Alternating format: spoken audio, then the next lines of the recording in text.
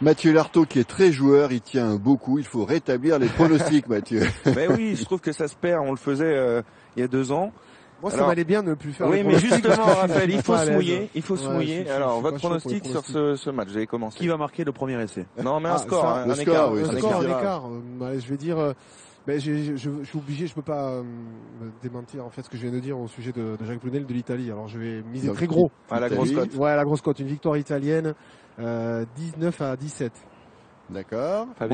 Moi, je vais dire que c'est Lopez qui ouvre le score à la 7e minute par une pénalité. 3-0 pour la France. Okay. Non, mais là, on parle quoi?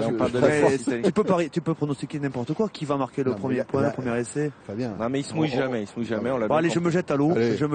C'est pas clair, ça. C'est pas clair. Une victoire des Français avec Lopez qui va ouvrir le score à la 3e minute. Il fait le gars qui comprend rien. Donc une victoire des Français, 20 à... Mais là, on parle de l'Italie, hein. Ah, Écosse Italie, pardon, excusez-moi. Une victoire, un match nul. Un match nul. Il croit pas une seconde. 17-17. Écosse, moi, je serais vous, je ferais plutôt une idée en fonction de ce qui a été dit tout à l'heure par Rafa. Bon, en tout cas, les Écossais, les Italiens qui ont réussi un très très bon début de tournoi et qui mériteraient d'aller chercher une victoire. C'est vrai que celui qui va perdre, ça sera des conséquences assez dramatiques. Mathieu, j'ai quand même envie de vous entendre là-dessus. J'ai dit Écosse plus 15. Écosse plus 15. Ouais. Ah ouais, quand même, ouais. Il est généreux. Là, c'est le grand écart, là. Alors, vous savez que j'ai tout noté. Vous savez que j'ai tout noté. 17, comme ça, 17, hein. on verra ça à la fin de ce match. On va prendre la direction donc d'Édimbourg pour ce premier match de la 3e journée du tournoi 2015. L'Écosse donc qui reçoit l'Italie. Bien sûr, on retrouve avec grand plaisir Jérôme et Laurent pour bien commencer par le frisson bien sûr des hymnes et un match un peu de la peur entre ces deux équipes. Ouais, Lionel, vous découvrez les joueurs qui sont dans le couloir tranquillement. Il y a un petit spectacle qui est actuellement en train de se produire sur le terrain. On est à Murrayfield avec des joueurs qui sont dans le couloir, voilà, et qui attendent. On voit Redpath, on voit Rosford. Les Écossais, Jérôme, dans la presse ce matin, on disait défaite impensable pour maintenir la progression. Exactement, oui, c'est le sentiment de tout le public écossais, de tous les suiveurs de cette équipe, tout simplement parce qu'il y a eu beaucoup d'attentes après les bonnes performances lors des tests de novembre, une victoire sans conteste face à l'Argentine, aussi face au Tonga. Derrière, il y a eu cet espoir né vraiment d'un très gros match face aux All Blacks, et puis ce début de tournoi qui n'est pas validé par des victoires, et face à cette équipe d'Italie qui certes parfois pose problème à cette équipe d'Écosse, on ne voit pas ici comment on ne peut pas franchir ce cap, passer par une victoire pour ensuite attendre de pied ferme les Anglais, aller en Angleterre et attendre de pied ferme les Irlandais pour ne pas finir dans les derniers de ce tournoi Destination. Et on vous laisse profiter de l'atmosphère. Voilà, ça s'arrête, la musique s'arrête, l'atmosphère de Murrayfield avec ce garçon. Horn, demi d'ouverture aujourd'hui. Peter Horn, demi d'ouverture en remplacement de Russell. Donc forcément, il y a beaucoup de pression sur ce joueur qui dispute son premier match comme titulaire à Murrayfield. Première fois demi d'ouverture. Et maintenant, on se calme un tout petit peu parce qu'arrive l'instant des hymnes et on va débuter avec beaucoup d'attention et beaucoup de respect par l'hymne italien. Ce sera Fratelli d'Italia.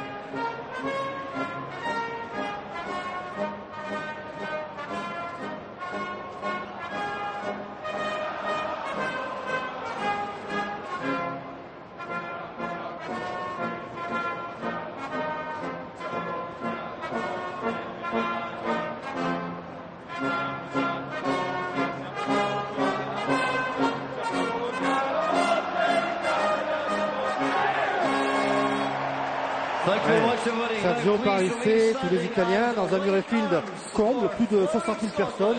Et maintenant, religieusement, Flower of Scotland.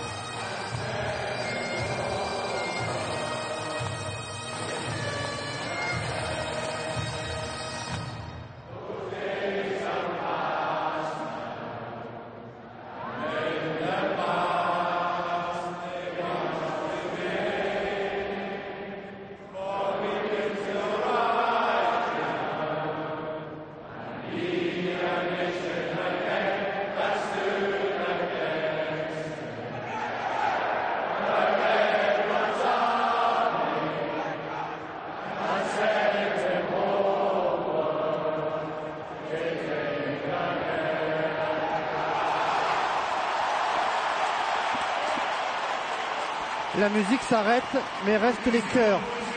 Et dans les chœurs, il y a beaucoup d'amour pour cette équipe. Il y a beaucoup d'attention pour ce joueur, Peter Horne, début d'ouverture de cette équipe d'Écosse aujourd'hui, qui va jouer en rouge parce que c'est une règle du rugby. L'équipe qui reçoit laisse son maillot d'origine à son adversaire et donc les Italiens joueront dans leur couleur bleue. Jérôme, on va découvrir la composition des équipes. On va commencer par cette équipe d'Écosse où il y a eu du changement.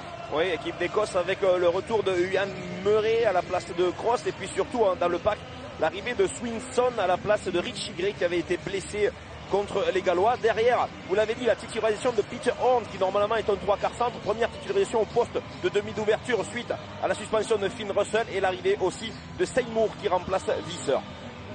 Et du côté des Italiens, on a également fait du changement parce que là aussi il y a beaucoup de blessés. Oui, beaucoup de changements. 6-4 dans le paquet d'avant. Aguero Cistolini qui remplace De Marchi et Castro Giovanni. On est passé vite. Fourneau qui remplace Bortolami blessé. Favaro a remplacé Bergamasco. Et derrière, eh bien, on voit l'arrivée de Biacchine et de Visantini, deux jeunes joueurs qui remplacent Sarto et Massi qui sont blessés aussi lors de la dernière journée de Ligue 7. Les remplaçants, et là aussi vous avez une petite chose à dire, Jérôme. Oui, les Écossais ont été énormément pénalisés par beaucoup de blessures et ils ont changé quasiment, hormis le talonneur, tous les avants ont été appelés, de nouveaux appelés pour le banc écossais.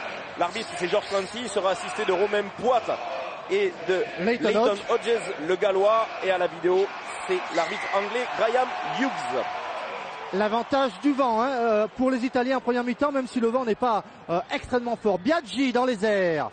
Premier ballon pris par le deuxième ligne italien avec un ballon pour Emona. Emona avec la première charge de Favaro. Favaro par le sol avec une pénalité contre les Italiens. Ben voilà qui ne part pas bien pour les hommes de Jacques Brunel. Ça ne va pas dans le sens effectivement du discours de l'entraîneur avec qui nous avons échangé hier soir où il a demandé beaucoup de rigueur à ses joueurs pour éviter de donner trop facilement des points à l'adversaire. Et là sur cette première intention, pénétration du troisième ligne, Favaro qui avait été absent depuis de très longs mois après une blessure au biceps, et on voit Minto casqué qui rentre effectivement sur le côté de cette mêlée spontanée pour déblayer le défenseur écossais. Le voilà, Simone et Favaro, il a très peu joué depuis un an, des gros problèmes à l'épaule, mais Jacques Brunel il compte sur ce joueur qui est un récupérateur, troisième ligne, première pénalité pour le capitaine écossais, Greg Ledlow, 83% de réussite et même plus. La preuve, voilà, 3-0 pour l'Écosse. Une petite minute de jeu, on va dire que ça commence moins bien qu'à Twickenham pour les Italiens. Allez, les Italiens qui vont avoir bien simplement à récupérer maintenant ce ballon. Une application va être demandée à Ilmona pour taper correctement ce renvoi. C'était les Écossais qui avaient gagné le toss et les Lots avaient choisi d'engager sur les coéquipiers de Sergio Parisse. C'est bien tapé. C'est bien tapé dans les airs. Le ballon il revient dans le camp de l'équipe d'Écosse avec un ballon pour Bennett. Bennett par le sol. Et on joue auprès du côté des Écossais avec Rosford. Red passe pour Horn. Horn qui ouvre pour Hogg. Ouh, c'est bien fait ça avec Dunbar. Un 2 contre 1. Il peut Dunbar donner. à l'extérieur, il y a Seymour, il est repris. Bon plaquage là de Gorry. Mais ils ont remonté 50 mètres à la main, les Écossais. Ballon pour Beatty qui a donné Red passe avec Bennett. Maintenant on joue avec Dickinson. Et les Italiens se sont replacés dans le sens. C'est pour ça qu'ils inversent les Écossais. Il y a un surnombre de nouveau sur les extérieurs. Avec Stuart Hogg qui a pris l'intervalle un poil gourmand là, Stuart Hogg. Il y avait des joueurs sur le côté. Ça reste sur le fermé, le jeu au pied de Red Pass. Bonne couverture de McLean, mais qui aurait pu, me semble-t-il, le prendre de voler. Il laisse le rebond se faire et ça va être une première touche en faveur des Italiens dans leur propre 22 mètres. Bon début de cette équipe d'Écosse qui mène 3-0 et qui s'est déjà fait pas mal de passes. Le lancer avec un alignement raccourci par cette équipe d'Italie. On voit Peter Horn, on s'arrête sur lui. On vous le dit, Duncan Ware et Finn Russell, les deux premiers choix de l'équipe d'Écosse, sont blessés, suspendus. Un ballon récupéré par Cowan. Cowan par le sol. On nettoie, Red Pass qui donne pour Horn. Horn avec Dunbar par le sol dans les 22 mètres de l'équipe d'Italie. Grosse domination des Écossais. On joue même sens avec encore une fois la défense. Et Mona qui essaie d'arracher ce ballon. Red Pass qui a donné le ballon. On joue sur du jeu sur un pas. Oui, mais en avant. Il le fallait, cet en avant pour les Italiens. Il le fallait parce que premier lancé en touche italien, un ballon perdu. Bonne initiative de Cowan qui vient à rentrer dans la défense italienne, fixer plusieurs défenseurs. Une mésentente entre Giraldini et Fourneau. Et la bonne initiative de Cowan, très puissant, qui permet d'avancer. Et là, on va voir à l'impact, eh bien, le second de ligne commettre cet en avant. Et on a vu le plaquage important de Francesco Minto, qui est l'un des meilleurs plaqueurs de cette équipe italienne. Vous voyez le poids des packs. Avantage pour les Écossais. La mêlée écossaise entraînée par un Italien, Massimo Cutita. Depuis arrivé en Écosse en 2007. Il avait été appelé auprès de l'équipe d'Écosse par Andy Robinson. Il récupère Ewan Murray, qui n'avait pas pu jouer contre les Gallois pour des raisons religieuses et qui avait été aussi absent pour une blessure lors du premier match. Donc c'est une première ligne très solide, très expérimentée face à l'Italie qui a changé ses deux piliers. Donc aussi cette première mêlée est importante. Ça va nous donner un petit peu la température sur la capacité des Italiens à être forts sur leur base, ce qu'ils n'avaient pas été en Angleterre, ni sur la touche, ni sur la mêlée, ce qui avait gêné énormément Jacques Brunel parce qu'il ne s'attendait pas forcément à ça. Vous avez entendu, Monsieur Clancy, qui regarde beaucoup les Italiens.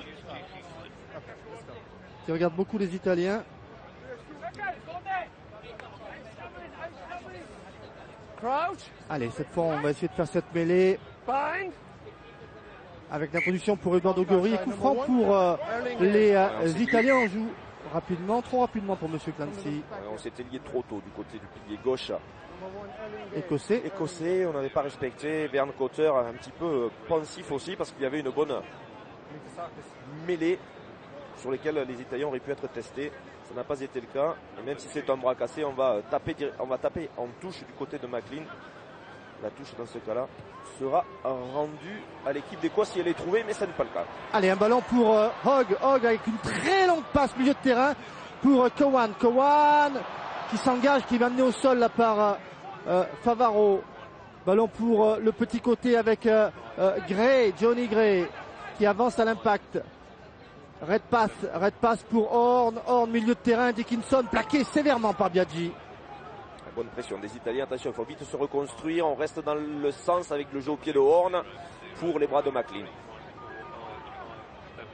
Avec McLean, longé au pied, on ressort de son camp du côté des Italiens et Peter Horn qui a marqué sa réception. On va un petit peu s'arrêter, il utilise beaucoup les mains, Peter Horn, depuis le début. Oui, c'est la preuve. Alors on va dire 3/4 centre pour repositionner à l'ouverture qui est très joueur. Et puis aussi qui a la chance de pouvoir s'appuyer autour de lui sur des joueurs qui ont du pied, comme là la monte, même si la touche n'a pas été trouvée. Avec Parissé qui fait l'intérieur, qui est mis au sol par Swinson. Gorry Gori avec McLean qui écarte ce ballon. Il y a un petit surnom pour les Italiens avec Morisi. Extérieur avec Fourneau. Fourneau qui fait l'intérieur, qui retrouve Morisi. Morisi avec Gori. Gori et Mona. Aguero. Aguero qui va à l'impact, mais la porte rouge était bien fermée. Et Mona qui s'est replacé. L'interception de Seymour. Ah, ça avec un ballon pour les Écossais. Et voilà le premier essai des Écossais inscrit par Mark Bennett.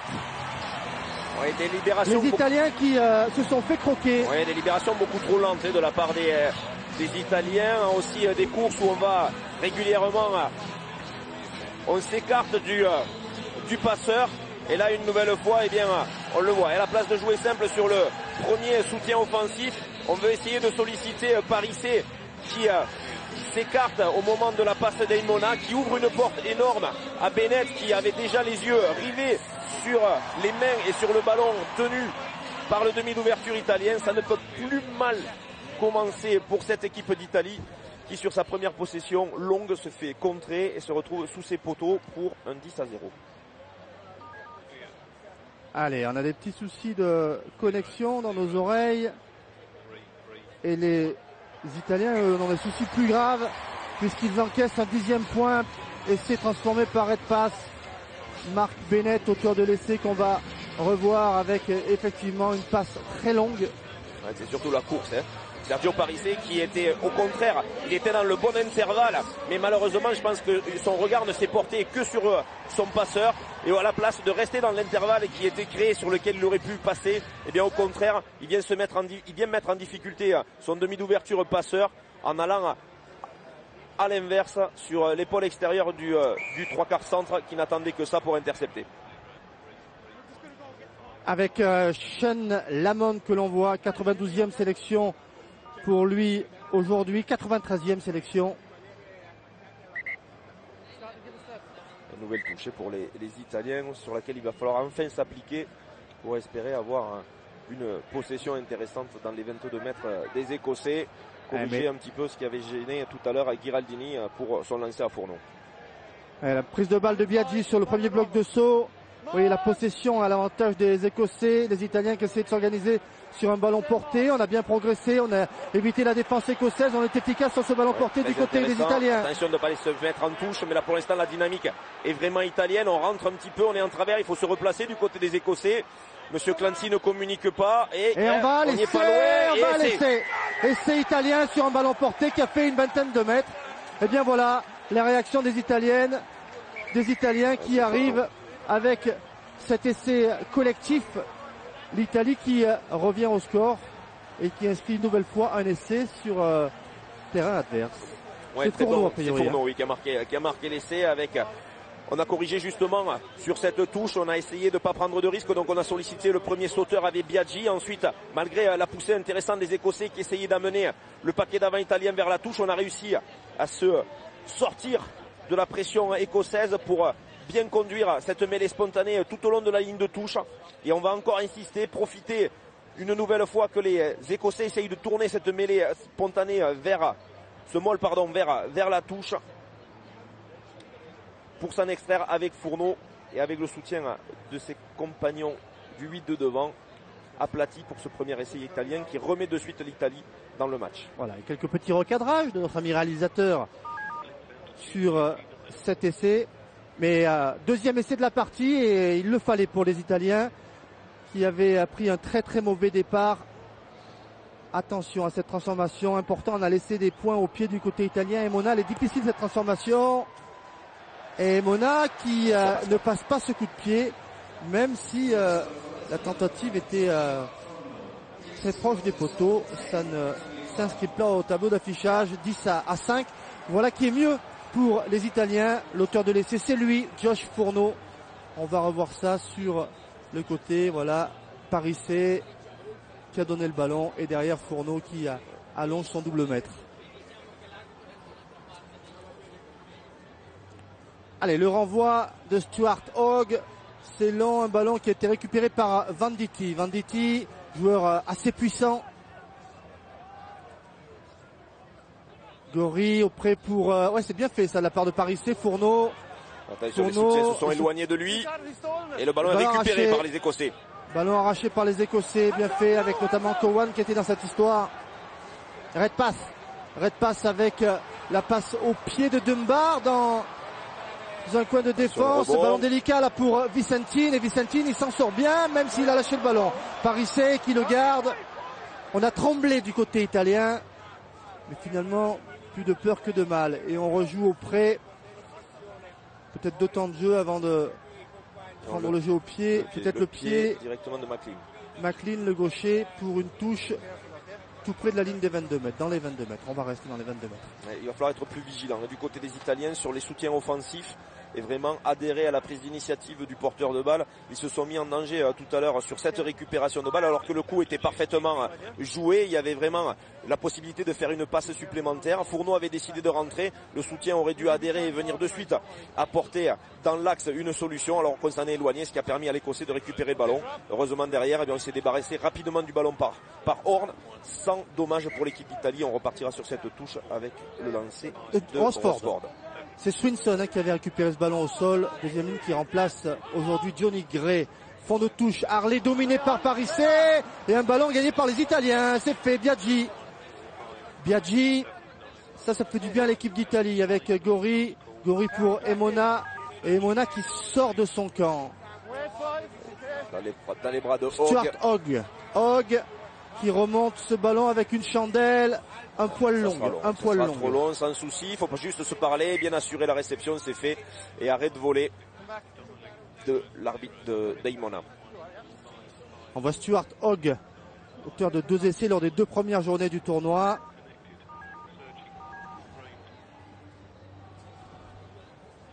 Aimona, voilà, pour trouver la touche, mais on reste dans le camp est-ce qu'il la joue? Non, écossais. Peter Horn, il a failli la jouer, mais Greg Bedlow lui a demandé de ne pas le faire. On repartira sur une touche classique, alors qu'on revoit un petit peu du ping-pong sur cette prise de balle en touche avec Biaggi, tout heureux de retrouver ce ballon dans ses mains, même si le contre avait été initié dans un premier temps par Sergio Parissé pour gêner Hartley.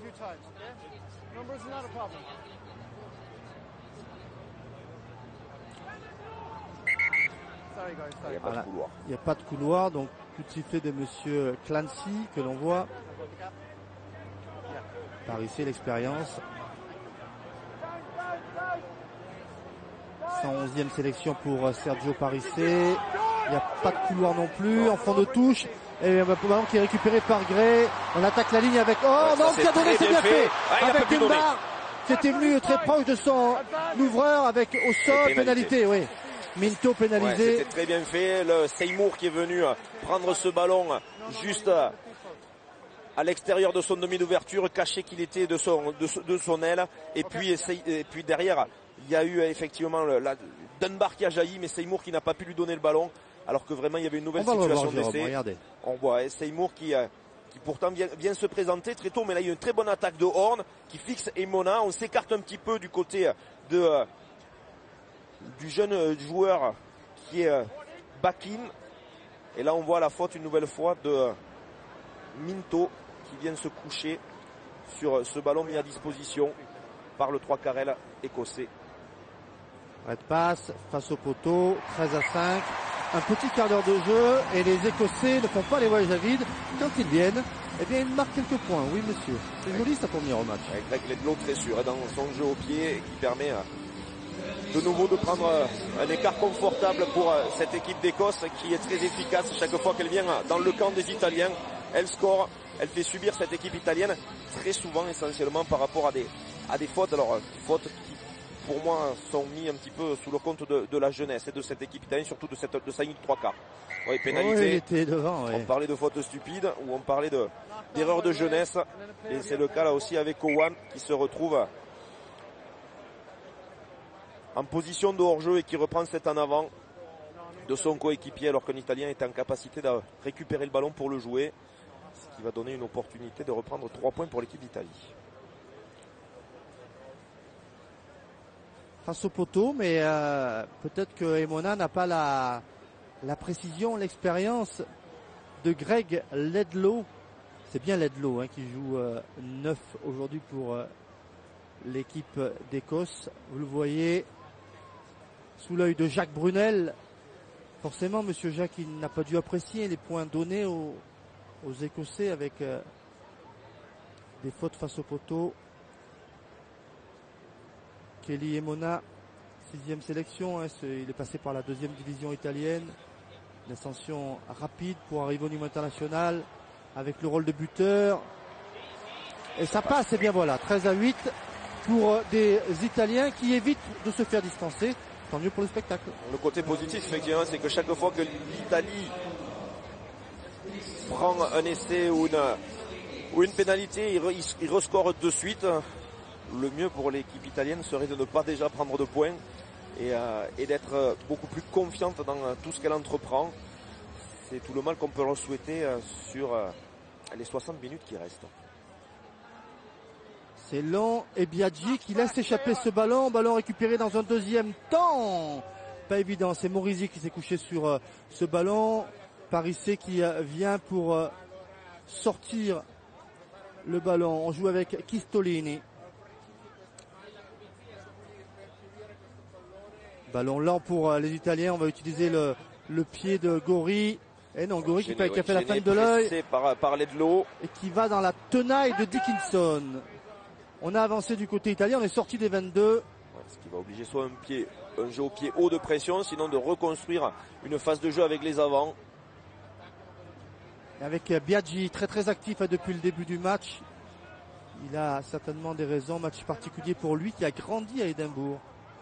Gori avec le jeu au pied des Mona qui était sous la menace. Hogg, ballon qu'il a pris en avançant avec Horn à l'extérieur où la passe un petit peu basse mais ça marche pour Seymour par le sol. Nouvelle fois, et dommage qu'il n'ait pas pu passer ce ballon sur le soutien que Horn lui a porté, mais on repart avec Cowan.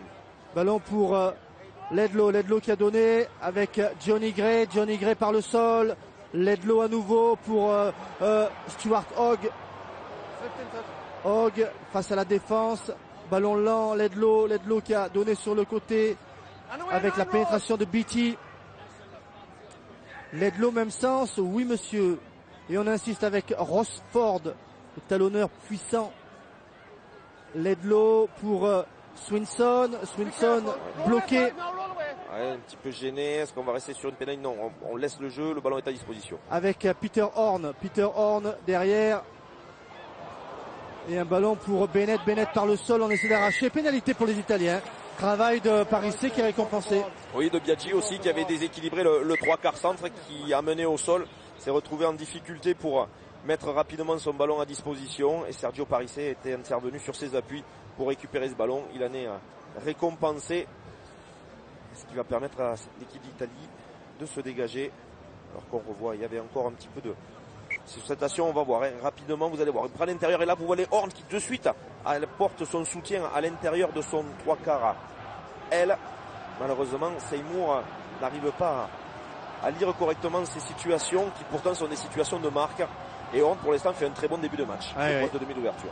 Sous l'œil de Vern Cotter, c'est un petit peu un match Clermont-Perpignan. Ça c'était deux finales, 2009-2010, entre Jacques Brunel et Vern Cotter, désormais entraîneur de deux équipes nationales. Les Italiens qui n'ont finalement pas eu grand chose à se mettre sous la dent. Un seul ballon négociable, un ballon porté, un essai.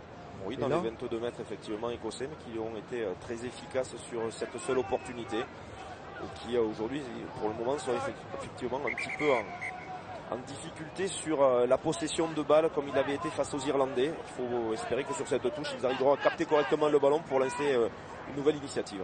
Parissé avec le relais d'Aguero. Gori pour Favaro. On vient attaquer la ligne. Gori, Emona Morisi. Oh, l'intérieur-extérieur là sur Bennett. Il a quelque chose ce Morisi. Oh, la belle passe à hauteur là pour Venditti qui a perdu le ballon. Swinson qui a donné ce ballon, on joue au pied, mais on s'est replacé du côté italien avec Parissé. La précipitation et du côté d'Alistair Hogg sur ce long jeu au pied. Fourneau va pouvoir avancer pour l'équipe d'Italie. Fourneau en bille, mais en face, eh bien c'est solide avec Dunbar. Ballon pour McLean en position d'ouvreur. Minto Minto qui prend l'intervalle, qui a échappé d'ailleurs à Cowan. Gori, les Italiens qui prennent confiance maintenant. Venditti, l'ailier puissant. Cette fois, il n'a pas perdu le ballon, mais un ballon pour Gori. Les Italiens qui jouent dans leur camp. On n'est pas encore à la ligne médiane et déjà beaucoup d'efforts pour arriver à se faire des passes. McLean, il y a un surnombre à l'extérieur avec Morisi. Morisi pour McLean, ou plutôt c'est Biakin qui a été pris par Seymour, mais il n'y a plus d'ailier du coup sur le côté. Parissé, la passe intérieure, quel dommage. Là en avant. Ça s'est joué à peu. Remise, il me semble que c'est une Chistera qui a fait Sergio Parissé. Il ne pouvait pas faire grand chose d'autre, donc ce geste-là s'imposait, étant donné qu'il était chassé et qu'il utilisait son bras intérieur pour le raffut. Non, il m'a bluffé. C'est avec le bras dont il portait le ballon qu'il assure cette passe, mais qui n'était pas forcément attendue par Ghiraldini. Et il y a petite faute, mais pour les Italiens, le message qu'ils sont en train de s'envoyer, c'est qu'il y a des solutions, notamment sur les extérieurs, parce que ça fait 2 fois qu'il y a des petits surnombres quand même. Oui, puis une bonne lecture surtout, c'est qu'il y a eu une défense agressive de la part de Seymour sur l'avant-dernier attaquant de la ligne italienne avec cette pression sur Biakin, mais Biakin a réussi à correctement libérer son ballon et on a joué intelligemment dans le sens vu que l'ailier n'était plus sur son petit côté fermé, et c'est pour ça que Parissé a réussi à avancer. Malheureusement, ensuite, la finition n'était pas au rendez-vous puisque la passe était un petit peu basse et le talonneur n'a pas pu s'en saisir. Donc on repartira avec une mêlée pour Greg Ledlow. Parissé, 63e match comme capitaine. Et là, si jamais il n'y a pas en avant, il y avait un danger pour les Écossais. Ghiraldini qui n'a pas pu contrôler la passe de son capitaine.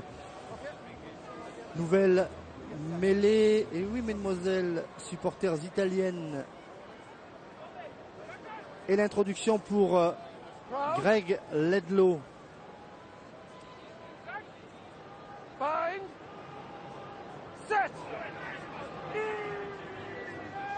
Premier gros rendez-vous en mêlée. Pour l'instant, on a perdu un peu les appuis du côté des Italiens. Ça part de travers.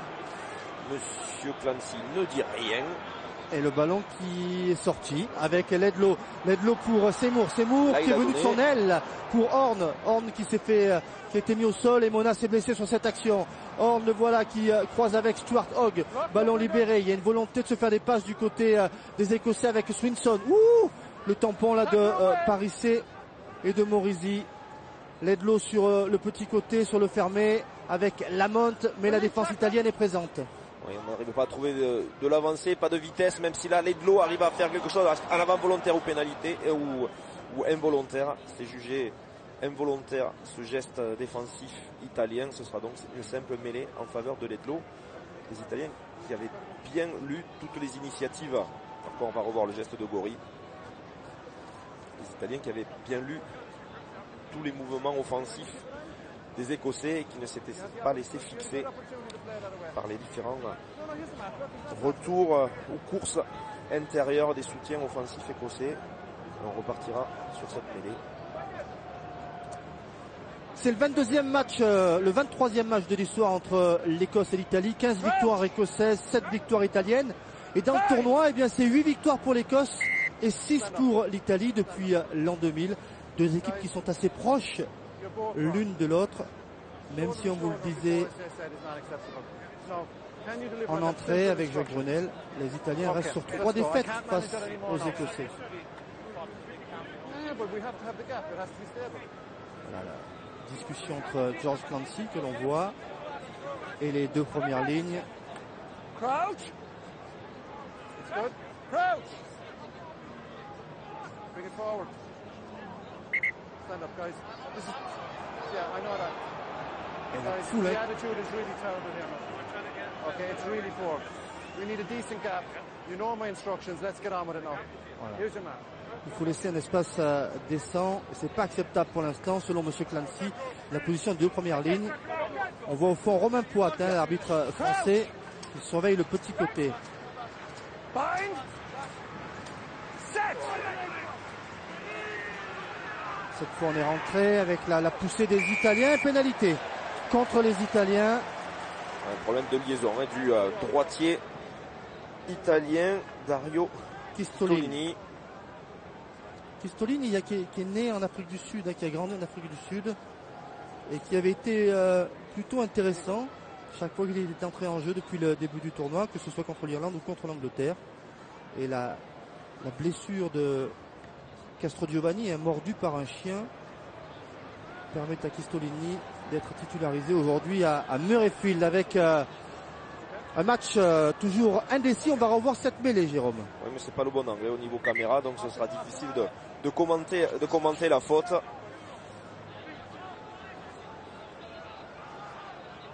Peter Horn qui pour l'instant fait du bon boulot du côté de cette équipe d'Écosse qui récupère enfin le ballon. Peter Horn qui a croisé, ballon par le sol, Ledlow, Horn qui allonge la passe pour Cowan, plaqué par Bakin, Ledlow même sens pour Stuart Hogg.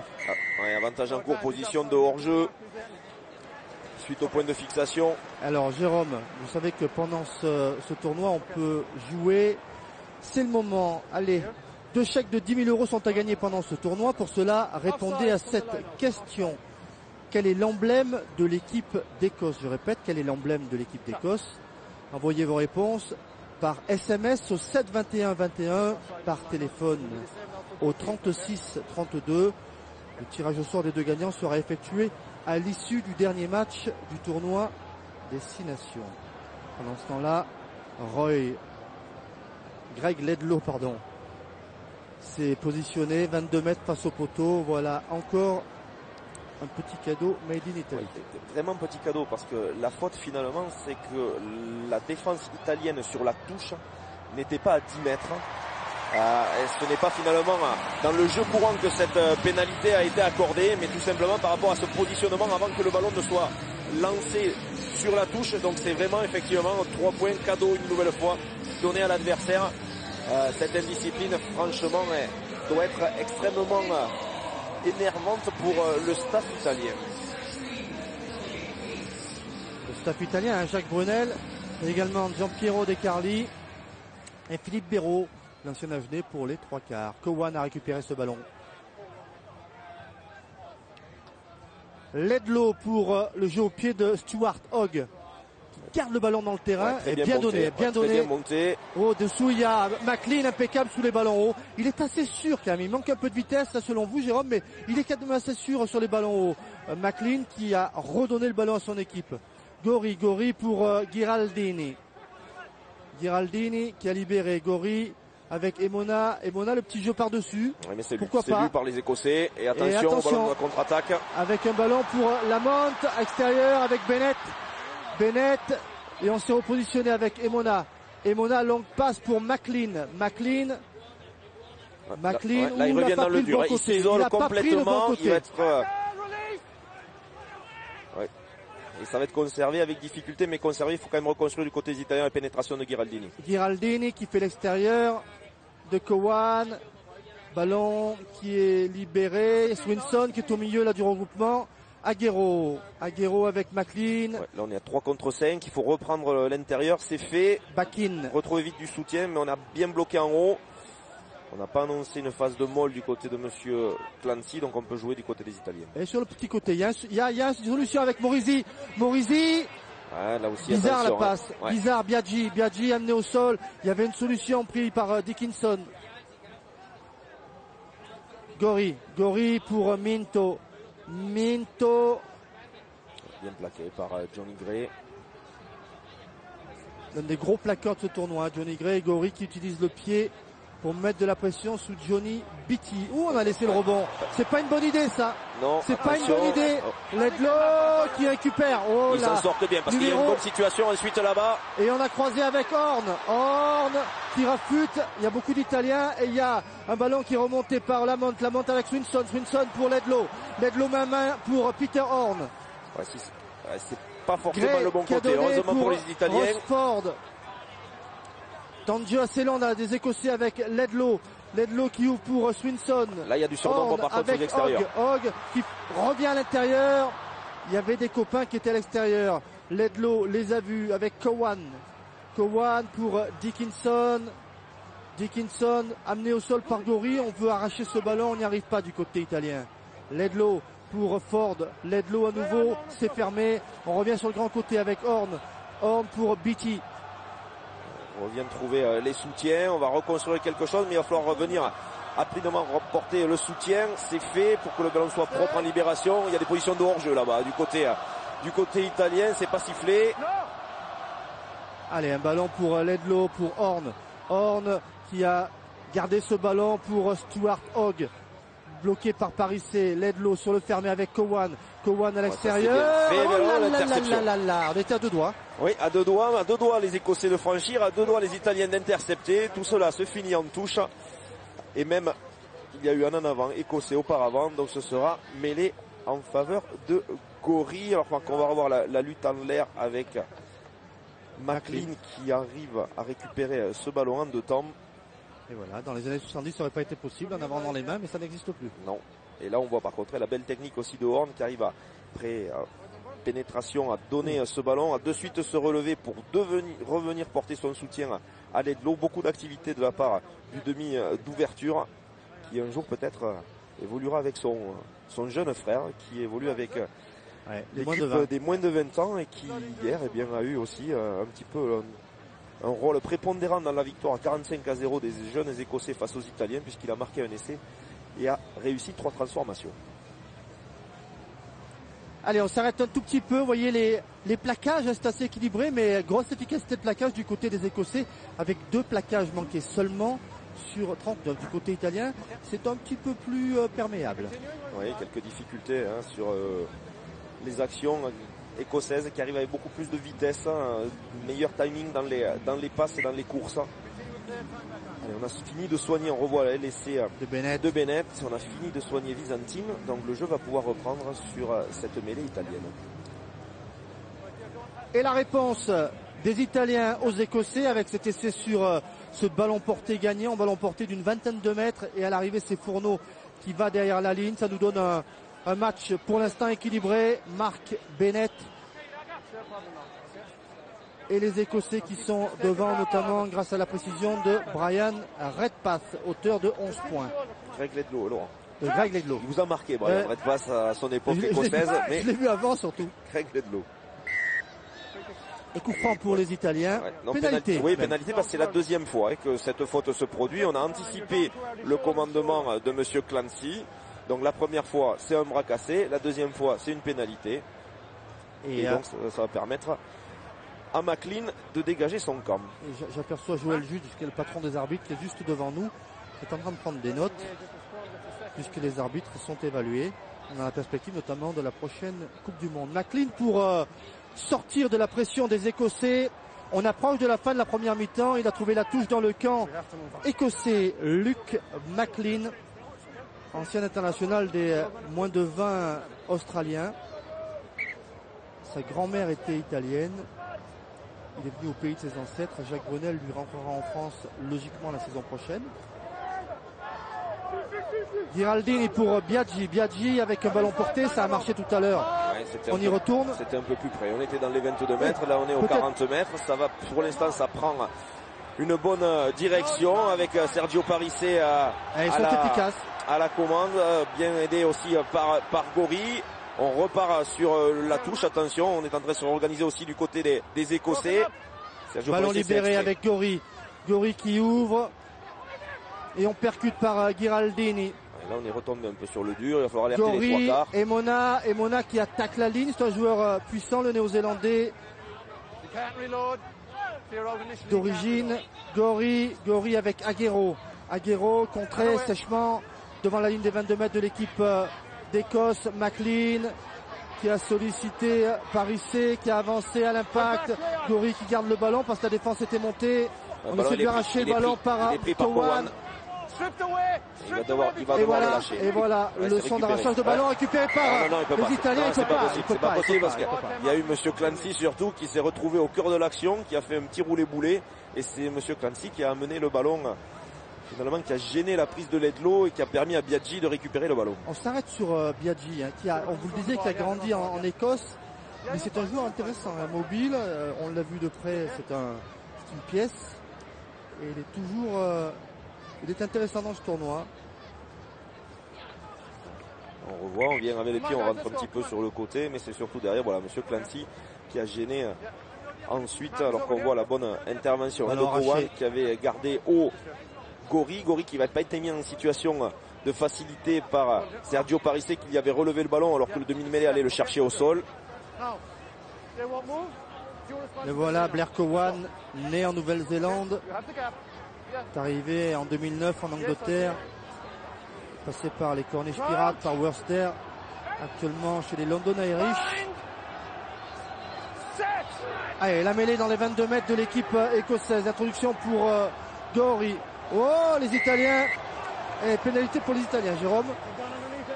Contre les Écossais. Oui, apparemment, monsieur Clancy signale un positionnement du pilier gauche écossais illicite en étant beaucoup trop bas et en ayant mené cette mêlée à s'écrouler, alors que effectivement la pression semblait être plutôt écossaise et les Italiens semblaient subir.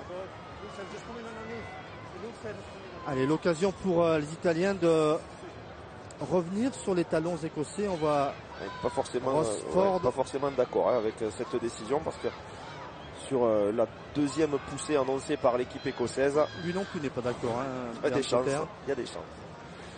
Il semblait que les Italiens avaient été obligés de changer leurs appuis et qu'ils commençaient à reculer. Allez, Emona, pénalité importante. Et le réalisateur Laurent ne nous aide pas, puisque chaque fois sur chaque mêlée, il ne remontre pas le ralenti qui pourrait donner du sens à la décision de monsieur Clancy. Emona déconcentré, elle n'est pas facile cette pénalité. Excentré, ça ne passera pas, ça va revenir le poteau. Attention par contre le rebond, essai italien. Après le poteau de Emona, ou quelle occasion d'essai là pour là je pense qu'il faut monsieur Clancy c'est tellement confus. Une vidéo peut-être sera demandée. Il va voir Leighton Hodge déjà. Il me semble qu'un joueur italien est arrivé à récupérer le ballon, mais n'a pas réussi à le contrôler pour aplatir. Allez, appel à Graham Hughes, qui est l'arbitre vidéo. Greg Ledlow était un petit peu petit, il a été lobé par le rebond. Et on va revoir les images pour se faire une idée. Voilà, la pénalité, ça revient. Ballon qui est récupéré par Venditti. Est-ce qu'il le compte? Là, on ne le voit pas aplatir à la base du poteau. Là, par contre, on n'a plus d'image. On a le son, mais on n'a plus d'image. Et là, il me semble que, par contre, le ballon est de l'autre côté, qu'il ne franchit pas la ligne. Pour moi, cet essai ne devrait pas être accordé, au moins sur ce plan-là. Là, on va pas le voir. Si c'est sur le poteau, mais il y aura du poteau. Voilà, s'il faut vraiment que ce soit aplati à la base du poteau. Il y a essai. Alors, il y a essai. Là, sur ce plan-là, effectivement, l'essai devrait être accordé. Sur ce deuxième ralenti, le joueur italien garde toujours le contrôle du ballon et aplatit sur la ligne. Oui, a priori, il y a essai pour Venditti, deuxième essai italien. On va attendre la décision de l'arbitre, puisque c'est tout de même l'arbitre qui décide. Mais ça pouvait nous relancer complètement ce match. Revoyons ça. Et Venditti qui suit bien. Ouais, sur cet angle-là, je pense qu'on verra rien. Parce que là, on voit qu'il touche le poteau, mais il n'est pas à la base entre le contact entre le poteau, la protection du poteau et le sol. Donc là, on ne peut pas accorder. Là, par contre, dans un deuxième temps, sur l'autre ralenti, il me semble bien que ce ballon est aplati sur la ligne. Alors, la réaction de M. Hughes. Voilà, on peut accorder l'essai. Essai italien inscrit par Venditti. À 4 minutes de la fin de la première mi-temps, voilà qui réveille Murrayfield. L'Italie qui revient sur les talons écossais. Transformation à le suivre pour Emona. Et oui, les jeunes écossais qui remplissent aujourd'hui Murrayfield. Eh bien, ils découvrent un match très équilibré. Et l'équipe d'Italie qui devrait logiquement, après cette transformation sous les poteaux, revenir à 16-15. Et j'ai envie de dire, Jérôme, que c'est formidable pour eux qui étaient menés de 10-0 après 10 minutes de jeu, quoi. Oui, mais on a vu, ils n'ont rien lâché. Ils croient aussi en leur chance. C'est fait, la transformation est passée. Maintenant, l'important, ça va être de bien récupérer ce renvoi, d'arriver à sortir correctement de leur camp, parce qu'une de leurs difficultés, c'est effectivement d'arriver à sortir de leur camp proprement, sans reprendre la pression et sans donner le bâton pour se faire battre, ce qui leur avait coûté cher contre les Irlandais, qui leur avait coûté cher aussi contre les Anglais. Donc voyons maintenant ce qui va se passer après le renvoi de Stuart Hogg. Avec un ballon récupéré dans les airs Ballon récupéré par Morisi. C'est bien fait, c'est sérieux du côté italien. Ouais, c'est après surtout maintenant. C'est maintenant qu'il va falloir Mona, correctement. Mona pour Favaro. Ouais, il est isolé, attention. La sortie est pas propre. Gori va devoir rentrer le ballon. Mona et Jacques Brunel qui a dit une grande équipe. Il a répété à son équipe cette semaine. Une grande équipe, c'est celle qui arrive à sortir de la pression. Et les Italiens sont sortis, mais elle revient à la pression avec Hogg. Au changement de direction de Hogg. Ledlow avec Horn, c'est fermé à l'extérieur, il revient sur le petit côté, il porte beaucoup de ballons. Il arrive à franchir, hein. Et il a franchi, tombe dans les bras de Minto. Ledlow pour Ford pour Harley secoué là par le dur plaquage de Favaro. Ballon pour Hogg, la chandelle. Dessous il y a McLean. Oulala, McLean qui revient, qui porte le ballon lui aussi. Gori pour Parissé à l'extérieur avec Fourneau. Il faut donner. Pour l'ailier Vicentin, Gori et Mona pour Parissé, omniprésent. Ballon qui est libre là pour Gori avec Emona, on entend les Italiens qui fleurissent à Murrayfield parce que les Italiens surprennent avec Morisi, course droite, rectiligne pour aller affronter Dickinson. Gori pour Ghiraldini qui n'a pas donné à l'extérieur, où il y a toujours des solutions pour les Italiens. Oui, là on tombe, attention, ça manque un petit peu de joueurs italiens au-dessus, mais on s'est mis à la faute parce qu'on est tombé sur le joueur italien en possession du ballon et surtout que le plaqueur ne s'est pas sorti suffisamment rapidement de la phase de plaquage, retardant la libération pour Gori. Allez, Mona qui va vite trouver la touche. Vite pour éviter que la sirène ne retentisse avant que le ballon ne soit sorti. Et trop de précipitation et quelle erreur. Il ne la trouve pas. Quelle erreur là. Et Hogg qui dégage directement sur McLean. McLean qui remonte ce ballon. Tout seul, il est tombé sur du lourd là. Il est tombé sur du lourd. Il a bien résisté et le ballon est à disposition pour Gori. C'était Beatty avec Emona qui porte lui aussi ce ballon dans le camp des Écossais. Parissé qui s'échappe du regroupement, qui libère son ballon. Gori qui donne à l'extérieur. Pour McLean, pas de solution à l'extérieur, il reste debout. Ballon toujours italien avec Gori pour Minto Morisi toujours plein de détermination sur cette prise de balle. Ouais, Morisi qui a peut-être même plaqué sans ballon. Tout à l'heure, quand McLean avait franchi, il aurait pu avoir une pénalité. Ils prennent confiance les Italiens sur le terrain de Murrayfield. Favaro. Ouais, attention de ne pas s'isoler. Favaro était tout seul contre deux Écossais, mais on lui a apporté le soutien avec Morisi. On peut continuer du côté de Ghiraldini. Allez, Ghiraldini, encore une percussion, peut-être pour aller chercher une pénalité pour virer en tête. Pourquoi pas du côté italien. Ballon pour McLean à l'extérieur pour Emona. Pris, amené au sol. Pénalité cette fois pour les Écossais. Ouais, vous voyez le geste de Monsieur Clancy qui considère qu'on est rentré sur le côté de cette phase plaqueur-plaqué pour faciliter la libération italienne et sortir le défenseur écossais sur ses appuis. Ouais, dommage pour les Italiens qui ne seront pas récompensés de cette longue possession de balle. Allez. Et on part à la mi-temps dans les vestiaires. Et bien voilà, on a vu un bon petit match de rugby, un petit point d'écart seulement en faveur de l'Écosse face à l'Italie. Une petite page de pub et après on rejoint Lionel Chamolo et tous ses invités au Stade de France. À tout à l'heure.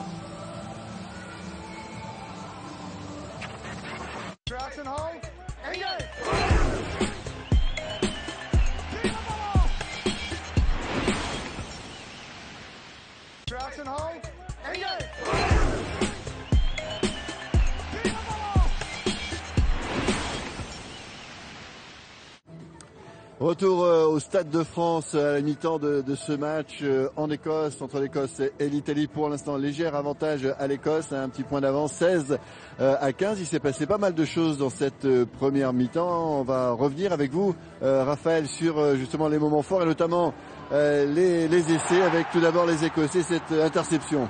Ouais, qui met l'équipe d'Écosse dans les meilleures dispositions en ce tout début de rencontre, avec une erreur de transmission entre les Italiens dont ont su profiter les Écossais. Mais malgré tout, on sent quand même que ces Italiens jouent sans complexe. Et ils parviennent avec une défense assez correcte à mettre en difficulté les Écossais. D'abord avec un ballon porté, la force des avances italiens. Et puis ce qui est assez rare quand même à ce niveau-là, avoir la capacité aussi à suivre le jeu au pied, le coup de pied des pénalités pour éventuellement profiter d'un mauvais rebond. En tout cas, ça a été plein d'opportunisme cette dernière action en faveur des Italiens. Suite à une pénalité donc, et au moment où on finit ce résumé, vous voyez que dans les couloirs du Stade de France, eh bien le bus des Bleus est là avec Thierry Dussautoir qui est devant ses hommes. Philippe Saint-André est là également. Et ces images qu'on aime voir, même si on a toujours bien la sensation que c'est un petit peu toujours la même chose, eh bien pas du tout, parce que justement les regards, les attitudes, les façons de se comporter, eh bien peuvent donner quelques indications. Certains sont isolés avec la musique, la plupart du temps. Et Guitoun qui sera là, qui joue une carte importante. On le disait tout à l'heure, les arrières sont très attendus aujourd'hui. Ils sont attendus, c'est vrai, dans leur capacité à débloquer des situations, être capable aussi de prendre des initiatives, de trouver des intervalles dans la défense quand même très serrée, très compacte, très dense. Cette équipe du Pays de Galles qui fait preuve de puissance, on l'a dit, et donc il faudra trouver peut-être d'autres solutions. Alors Fred Godard nous a montré cette image des Français. Les Français, on les retrouvera bien sûr dès la fin du match en Écosse. Le stade commence à se remplir ici. Et bien sûr, on revient très concentré également pour la deuxième mi-temps de cette rencontre. Jérôme et Laurent, tout est encore à faire, un petit point d'écart simplement entre ces deux équipes.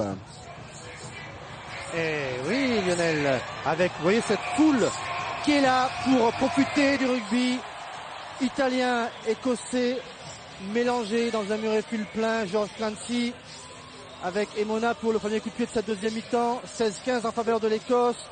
Deuxième mi-temps qu'on a hâte de découvrir. Lamont pour le premier ballon de cette deuxième mi-temps qui vient défier Kistolini.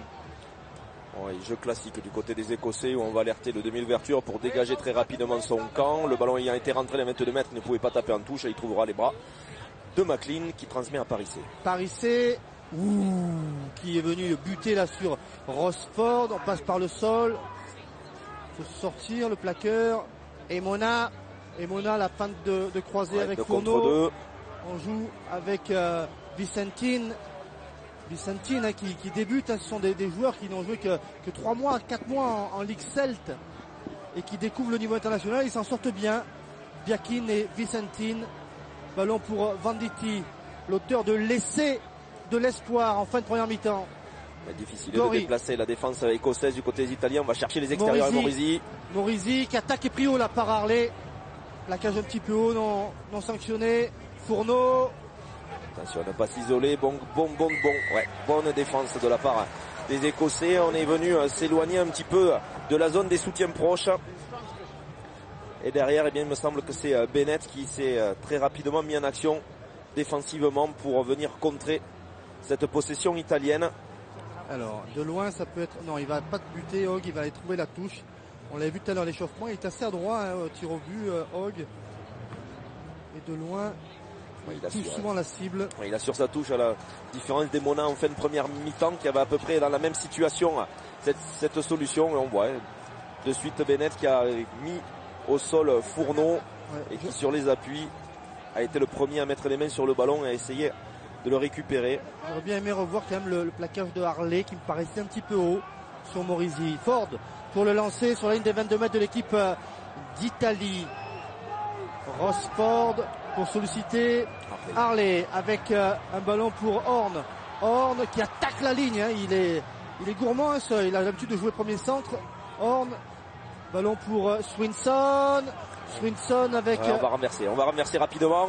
Avec Ledlow pour Hogg. Hogg en avant. Attention, on joue avec... Il n'y a pas de... Il n'y a pas de couverture pour les Écossais. À la course. Un ballon qui est récupéré par Bennett.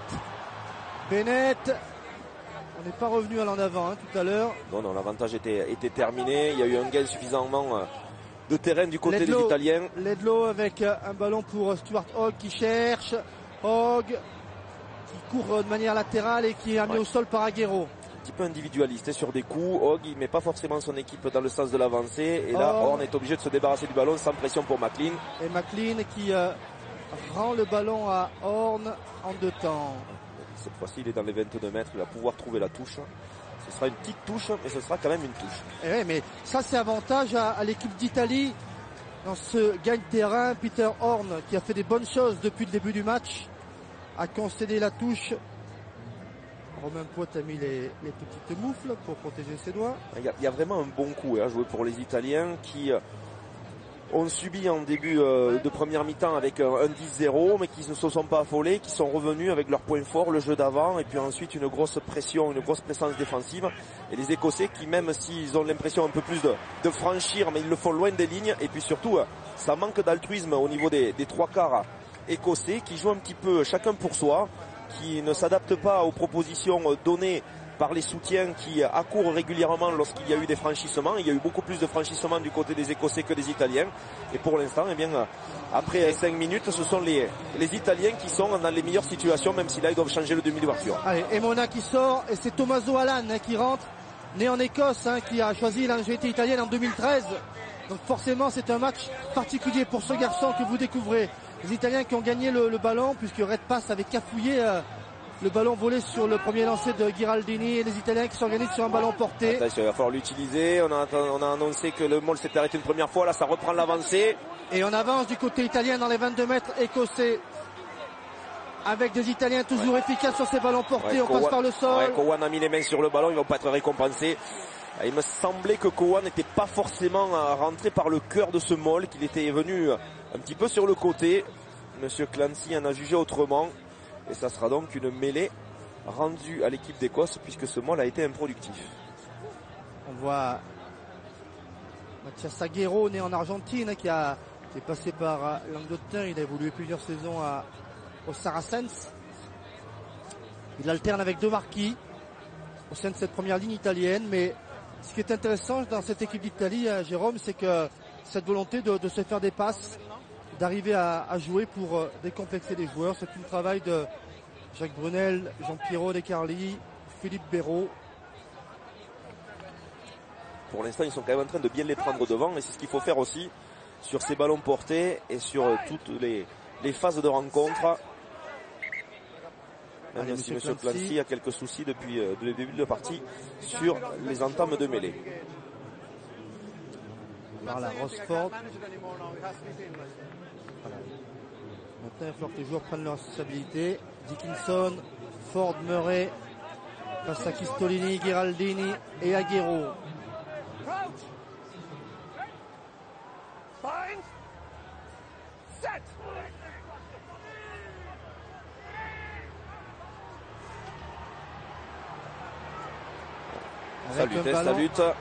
Salute. Et un ballon. Ça tourne. Pénalité pour les Écossais. Ouais, logique, parce qu'à un moment donné, il y a eu une pression qui s'est équilibrée. Et puis, pour prendre l'ascendant, le gaucher italien a changé ses appuis et est rentré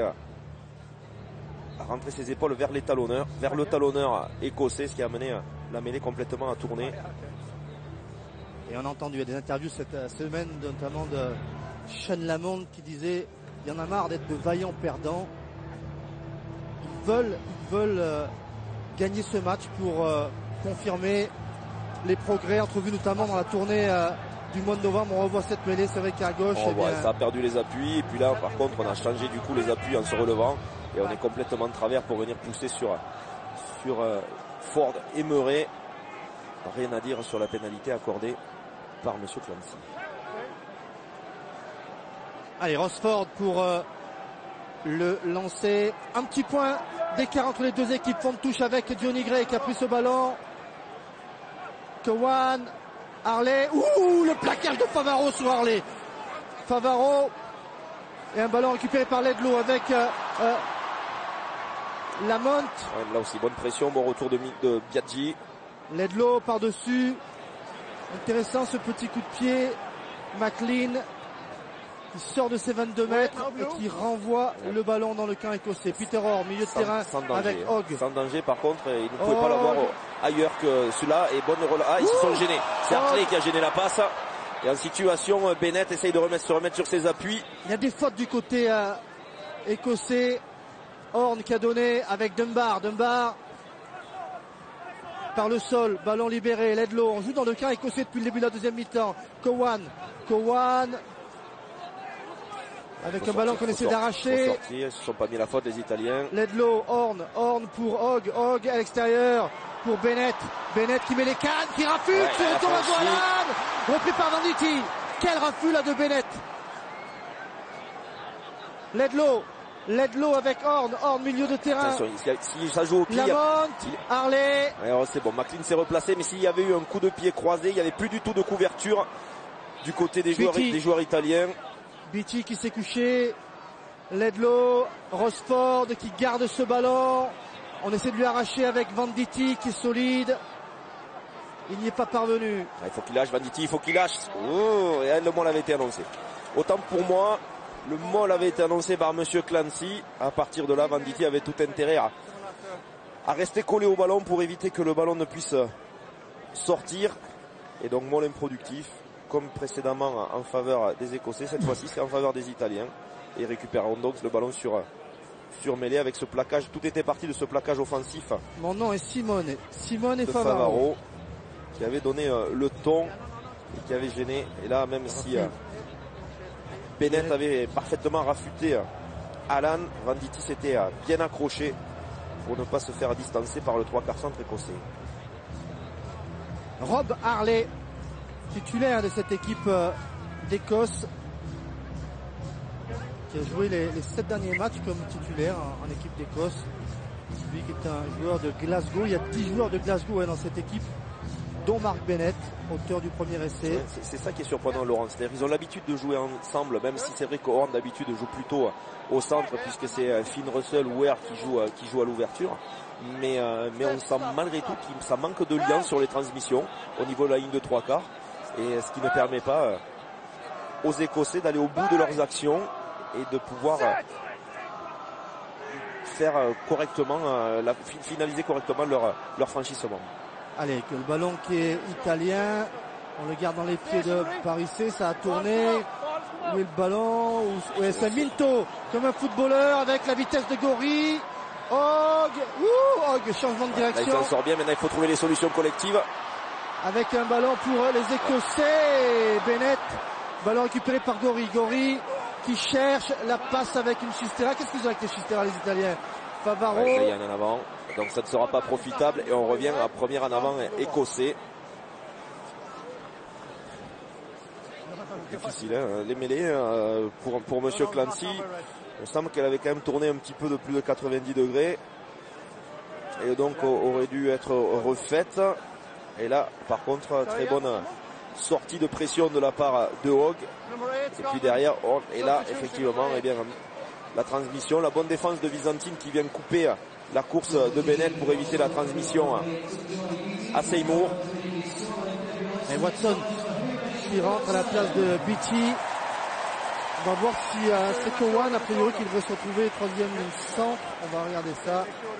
Johnny Beatty, joueur de Castres, remplacé par Amish Watson. Troisième ligne découpeur d'Édimbourg. Et Cowan, effectivement, qui se pose au poste de numéro 8. Le voilà, Watson. Bang! Set!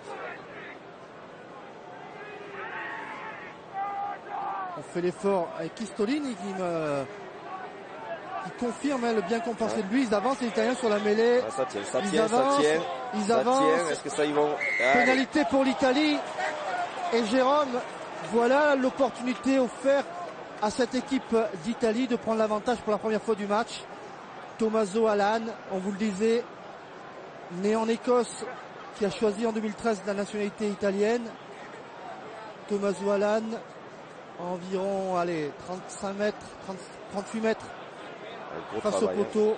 Gros travail d'Aguero face à Yohan Murray.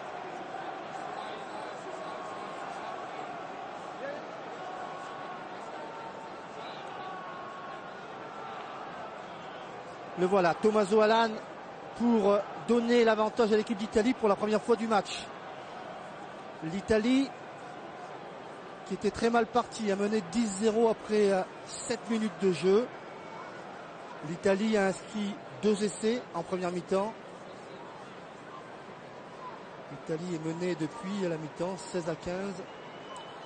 Et si Tommaso Alan, demi d'ouverture de Perpignan, passe cette pénalité sous les yeux de celui qui l'a précédé au poste de demi-ouverture, Kelly Emona, eh bien l'Italie prend l'avantage.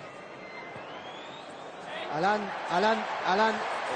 Et Ça ça ne passe passe pas. à gauche. Ouh, ça c'est pas bien pour les Italiens. Quelle Ouais. occasion pour Alan. Ouais, les Italiens avaient la possibilité de valider une période de domination, une domination territoriale essentiellement parce que la possession est écossaise, mais les Écossais ont le ballon, certes, mais dans leur camp. Ils ont énormément de mal à sortir de leur camp. La bonne présence italienne en défense ne leur facilite pas la tâche. Et on va pouvoir repartir avec Parissé. Parissé par-dessus. On l'a C'est gêné. un ballon rendu trop facilement. Heureusement que le capitaine italien est là pour mettre une grosse pression à la tombée du ballon. Avec un ballon pour les Écossais qui essaient de partir au ras. Et on insistera avec Dickinson. Swinson maintenant face à Aguero, face à Biaggi. On avance à l'impact du côté écossais. Ledlow, le coup d'œil. Et ce sera du pied. C'est un petit peu long. C'est un petit peu long, il faut se parler. Parissé qui sort ce ballon faut avec qu'il donne McLean McLean. pour Fourneau. Fourneau à l'extérieur avec Morisi. Morisi qui a reçu le ballon et Seymour quasiment dans le même temps. McLean, la transmission n'était pas bonne et McLean qui ressort de son camp. Il faut faire l'effort. Et pour monter, pour venir fermer, il faut qu'il se débarrasse du ballon au pied. Hogg, il le fait. Mais par contre, là, c'est très bien monté. Il va être dessous. McLean qui est pris et qui est amené au sol. Ballon pour les Italiens. Les Écossais qui renversent la tendance. Alan avec un jeu au pied. On s'est replacé avec Peter Horn. La fin du facteur, il a fait mine de taper pour finalement aller affronter. Ouais, c'est bien joué dans le fermé, de relever ce ballon. Seymour pris là par Minto. Ouais, c'est bien pris en haut, ça sortira pas, le ballon sera rendu à l'équipe d'Italie. Il est même italien ce ballon. Voilà, mêlée pour les Italiens. Bonne défense collective, une nouvelle fois Venditti, très solide, aidé par Biaggi, Minto. On gardait Seymour debout. Ils vont récupérer ce ballon sur une introduction en mêlée. Mais elle a laissé des traces, cette action avec plusieurs échanges sur ce jeu au pied. Et Seymour qui a intelligemment qui est venu couper la course de Morisi, empêchant le 3/4 centre de donner à son compère Bakin, décalé sur sa gauche. Le voilà Seymour, né aux États-Unis, un 1er juillet en 1988. Et voilà, il y a les Diables Rouges que vous voyez sur cette pelouse de Murrayfield, et puis les Diables Rouges que l'on apercevra ce soir au Stade de France. Les Gallois en train d'arriver dans les entrailles du Stade de France. Le Pays de Galles, 3e adversaire de l'équipe de France, ce sera ce soir. Et il y aura plein de choses à voir entre les deux matchs, entre la fin d'Écosse-Italie et le début de France-Pays de Galles. Restez avec nous sur France Télévisions, tandis que vous voyez les plaquages avec toujours une efficacité intéressante pour les Écossais. Ouais, alors que les Italiens, on le voit, ont manqué beaucoup de plaquages, beaucoup de franchissements du côté écossais, mais un manque criard de qualité dans la finition et dans la dernière passe. Allez, la poussée des Italiens, un ballon qui va sortir. Pénalité pour cette fois pour les Écossais. Ouais, du côté des Italiens, c'est mal jugé que de penser qu'ils ont pris l'ascendant parce qu'ils ont été récompensés sur une pénalité tout à l'heure. On a vraiment un gros bras de fer sur la première ligne et on le voit, ça se joue vraiment à rien. Une fois c'est l'Italie qui bénéficie d'une pénalité, une autre fois c'est l'Écosse. Là ils avaient la capacité à sortir ce ballon, ils ont voulu insister encore plus pour marquer au fer rouge cette équipe écossaise. Mal leur en a pris parce qu'ils donnent une opportunité à Hogg. Alors je ne sais pas s'il va décider de la tenter. Apparemment ils vont préférer aller en touche pour peut-être marquer un essai et prendre un peu plus de distance, mais il va falloir être plus intelligent que ça sur les choix de jeu du côté des Italiens et ne pas faire preuve d'un petit peu trop de fierté sur ce secteur de la mêlée. Et dans un premier temps on va changer des piliers du côté de l'équipe d'Italie. De Marchi et Cittadini qui rentrent à la place de Cristolini et Aguero. Le lancer sur la ligne des 22 mètres italienne, sous l'œil de Vern Cotter et de Massimo Cutita qu'on a aperçu sur la droite de l'écran. Prise de balle de Swinson avec un ballon porté. Bonne défense là de Marchi, mais on On s'est passé le ballon dans ce mall et le ballon est toujours écossais avec Rosford. Rosford qui a le ballon mais qui est au contact. Maintenant on passe par le sol. Ouais, bonne intensité aussi, mise par Fourneau qui a gêné la libération de la balle. Il va falloir reconstruire avec un départ de la part des avants et de Johnny Gray. Ballon pour Horn. Oula, quel tampon là. Quel tampon de Favaro encore sur Dunbar. Ouais, mais le ballon reste écossais dans l'avancée. Allez, Watson qui a donné ce ballon. On avance tout près des 22 de l'équipe d'Italie. Un ballon raflé par les Italiens avec Venditti. Venditti, très puissant, hein, qui fait vraiment son boulot. Et les Italiens qui vont pouvoir sortir de la pression écossaise. Ah, il était attendu ce jeu au pied. Elle va être directe. Elle est directe cette touche. Ouais, c'est là où sur ces moments importants, ils ont énormément donné pour pouvoir récupérer un ballon, mais récompensé par une pénalité. Tant mieux. J'avais pas vu monsieur Clancy donner une situation d'avantage à l'équipe italienne. Ça, il faut la trouver, monsieur Allan. Ah, il s'est appliqué. Pas de souci. Il s'est appliqué. Voilà, il a choisi la précision plutôt que la longueur.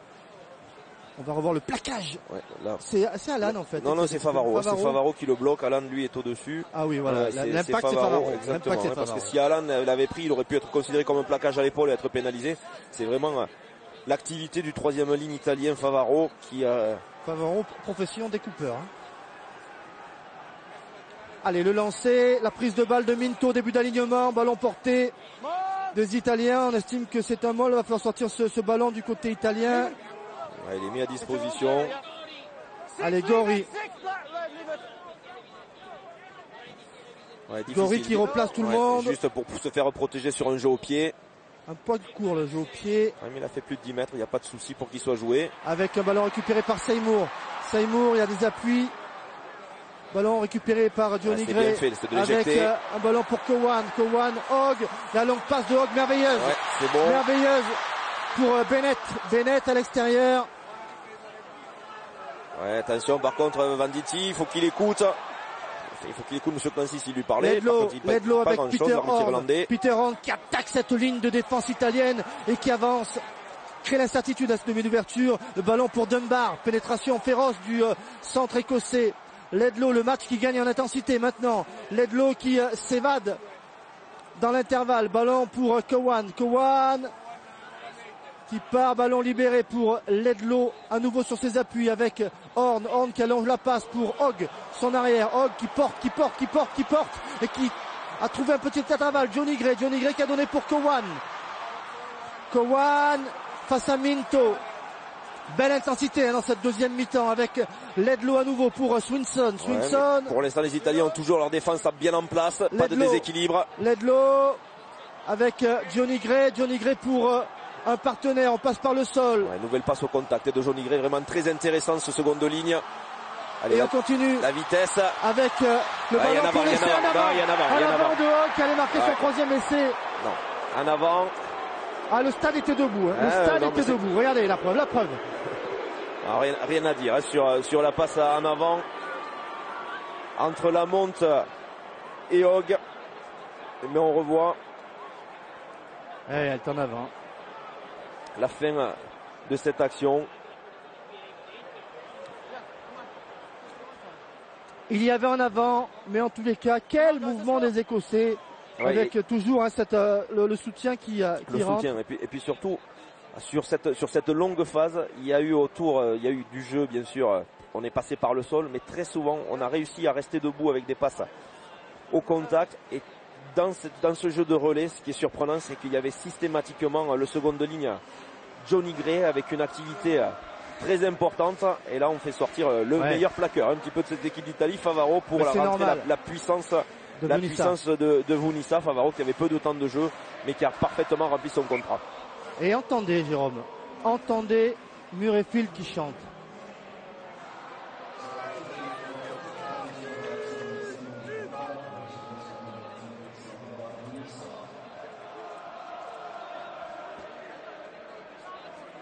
Belle atmosphère de rugby. Favaro a peu joué depuis un an, remplacé par Vunissa. C'est normal. Ballon pour l'introduction de Gori. dans les 22 mètres de l'équipe d'Italie. Ce match n'a pas livré son verdict.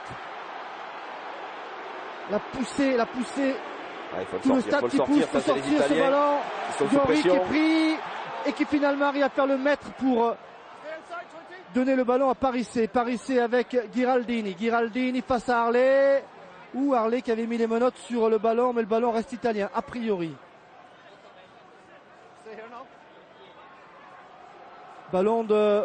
Eh oui, on va rester avec une touche modeste, on va rester près des poteaux italiens. Touche trouvée par Eduardo Gori.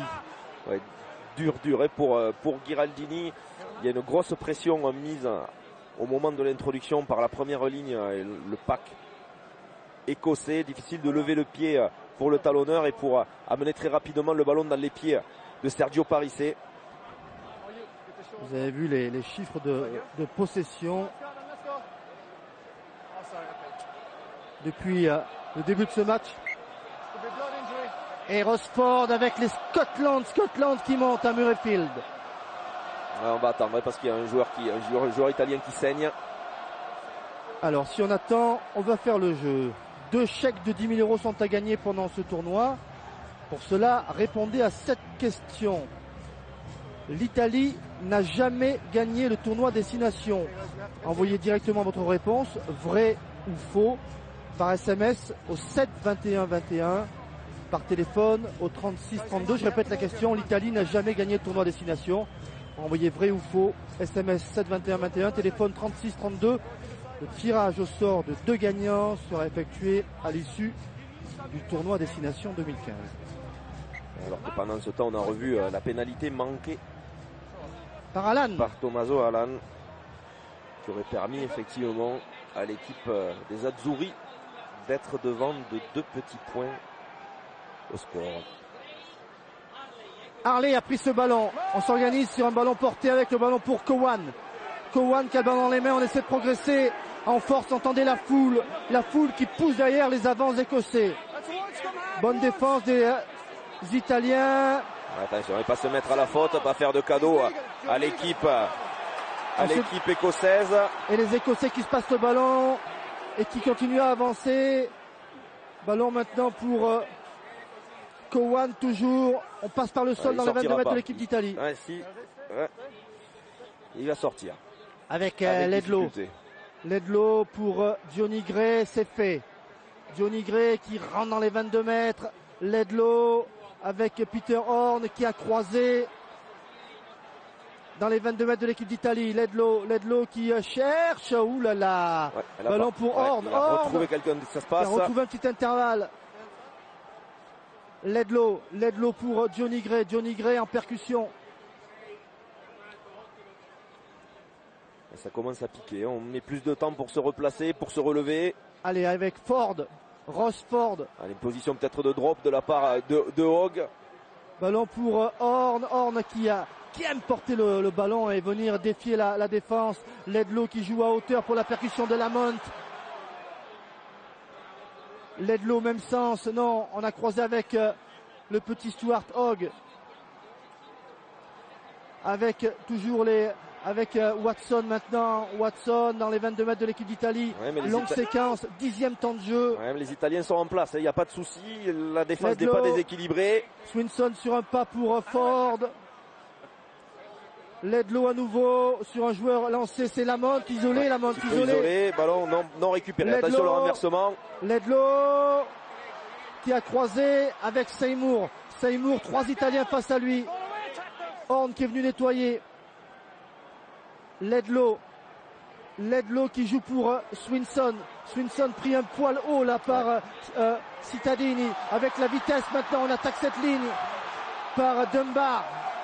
Ouais. Quelle séquence, 15e temps de jeu, avantage pour les Écossais. Cowan qui rentre dans cette défense, qui a libéré son ballon, c'est bien fait.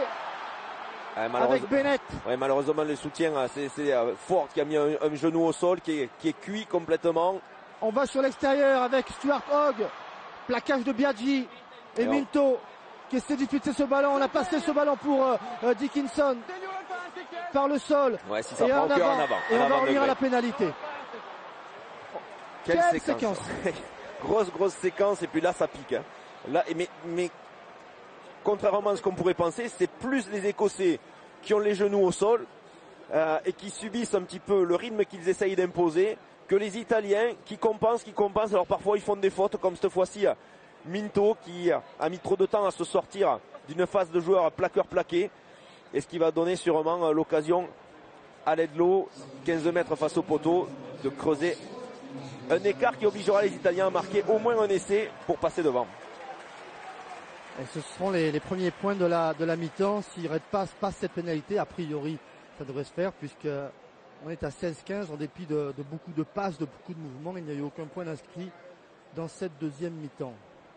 Changement du côté des Écossais avec la sortie de Rossford et peut-être la sortie d'un centre, puisque je vois également Matt Scott qui est là. Voilà, c'est fait. 19-15 pour l'équipe d'Écosse. Il faudra plus qu'une pénalité ou qu'un drop pour les Écossais, pour les Italiens s'ils veulent l'emporter. C'est Bennett qui a été remplacé par Scott. Il va y avoir aussi deux changements du côté des Italiens. Allez, du côté des Italiens, on va faire entrer Fuser.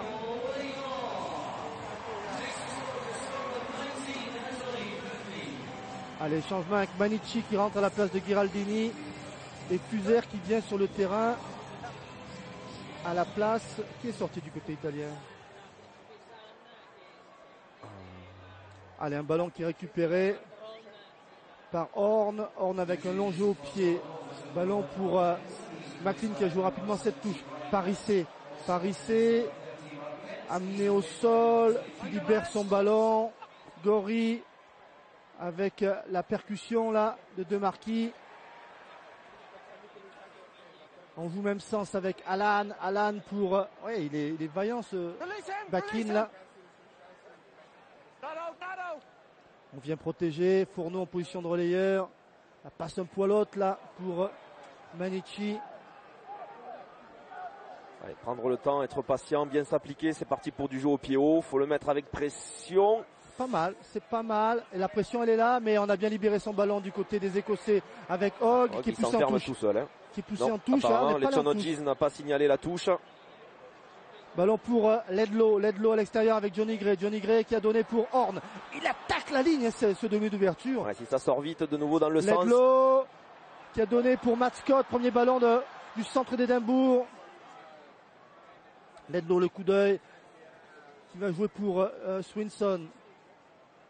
Swinson en percussion. Vunissa, on lui demande d'enlever les mains. Et Ledlow qui joue au pied. Ballon pour McLean.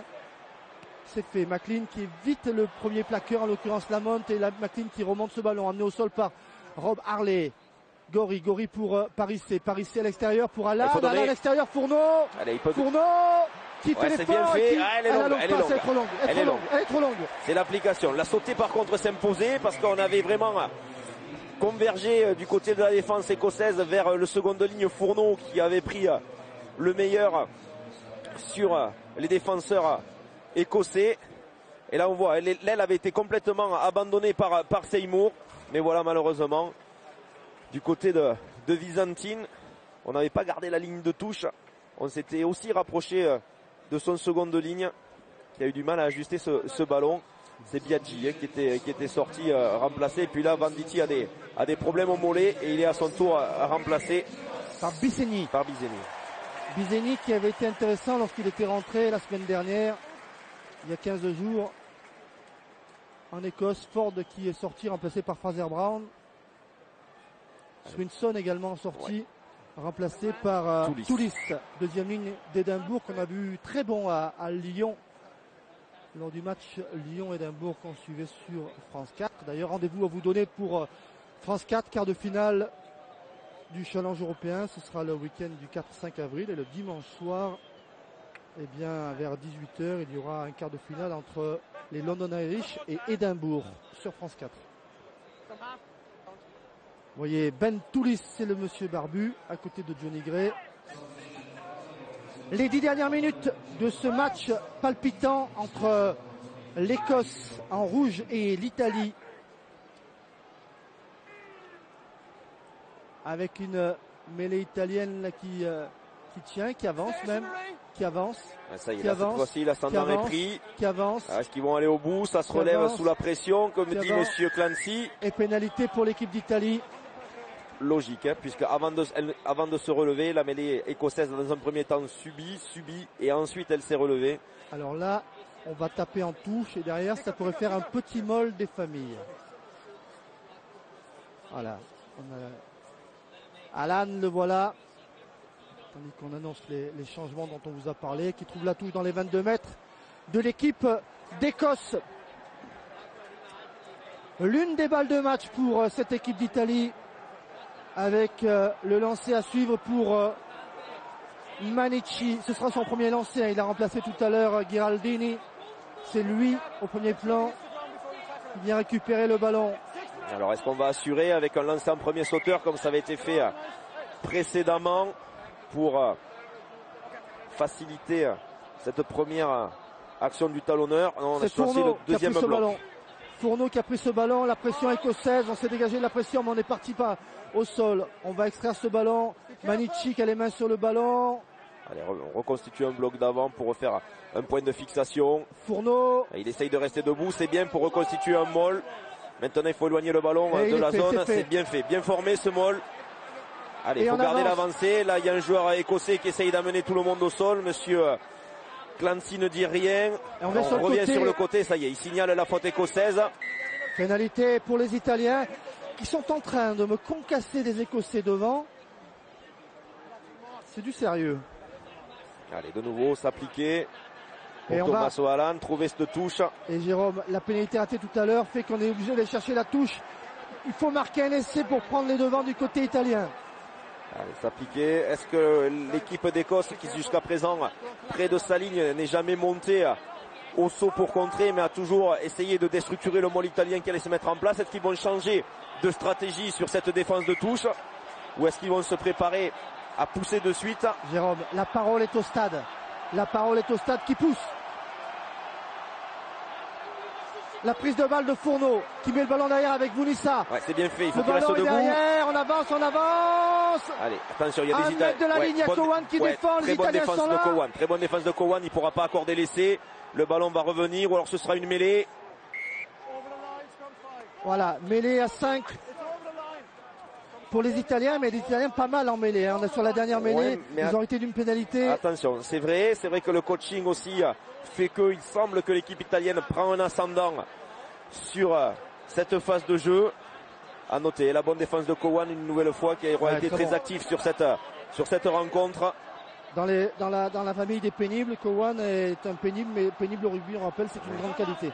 Oui, et Yann Murray qui joue un petit peu aussi avec son expérience, qui se fait soigner avant cette mêlée. Greg Gledlow lui a essayé d'influencer monsieur Clancy en disant que le môle n'avait pas franchi et n'était pas rentré dans l'embut. Dans ce cas-là, si le môle avait été arrêté avant la ligne d'essai, c'était môle improductif, le ballon était rendu à l'Écosse. Comme monsieur Clancy a jugé que le môle s'était effondré dans l'embut et qu'il n'y avait pas eu essai, à ce moment-là, il donne l'introduction à l'équipe d'Italie.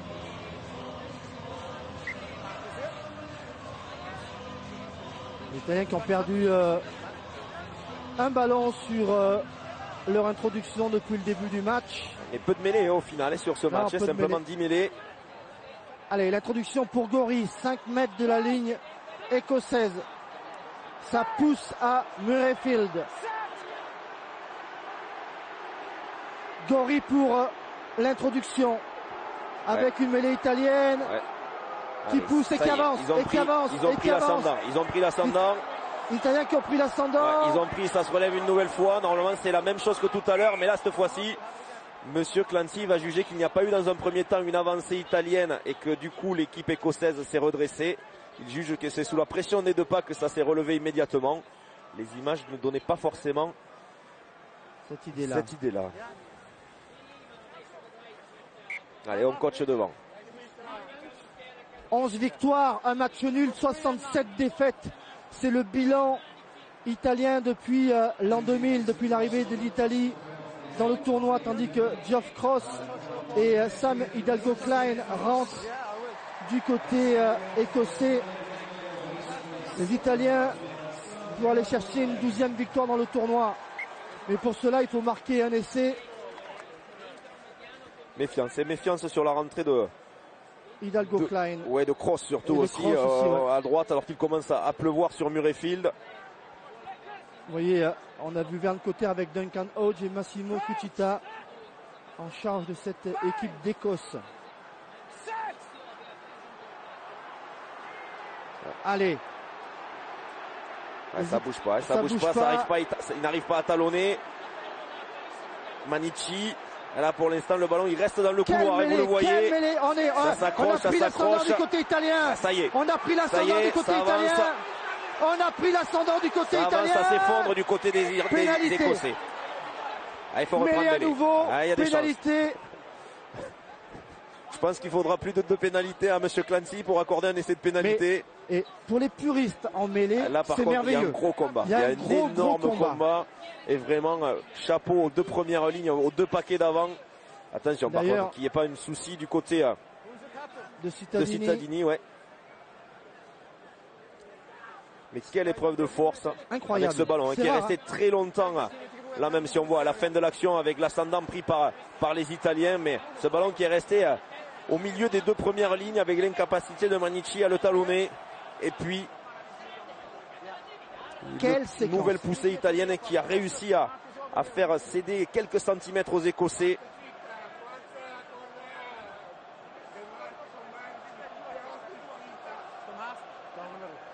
Allez, Murrayfield qui chante sous la pluie. 5 minutes à faire dans ce match. 4 points d'avance pour l'Écosse. Le stade est debout parce que la menace italienne est là.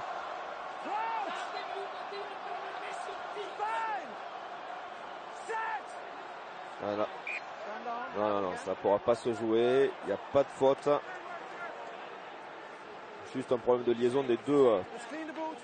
Le gaucher italien, le droitier écossais au moment de se mettre en mêlée. Mais toute la tension, toute la tension de ces 16 joueurs qui savent que l'issue de la rencontre quelque part, elle va s'écrire ici. Découvrez ce plan avec la foule qui est là. 65 000 personnes à Murrayfield. Avec la poussée à l'introduction. Ça travaille avant l'introduction, ça ne veut rien céder. On voit Ledlow, spectateur désormais de ce match qu'il a bien animé.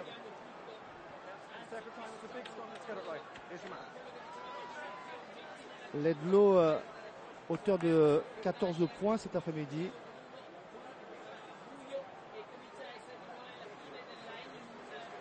Et nouvelle mêlée. 4 minutes à faire. Le défi des 2 paquets d'avant. Les Italiens ont été dominants dans ce secteur sur les dernières mêlées. Ça s'effondre et M. Clancy qui... des pénalités pour l'Écosse.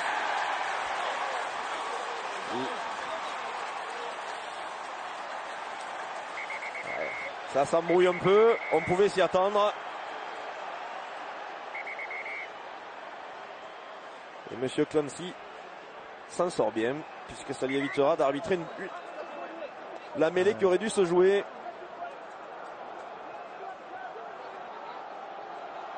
Un arbitrage assez curieux quand même de M. Clancy. On n'a pas vu pour le moment, on voit pas forcément. Il n'a pas communiqué non plus la faute qu'il prenait. Si voilà, il vient sanctionner une liaison avant l'introduction. Et M. Hodges qui va en rajouter. Alors que va-t-il signaler?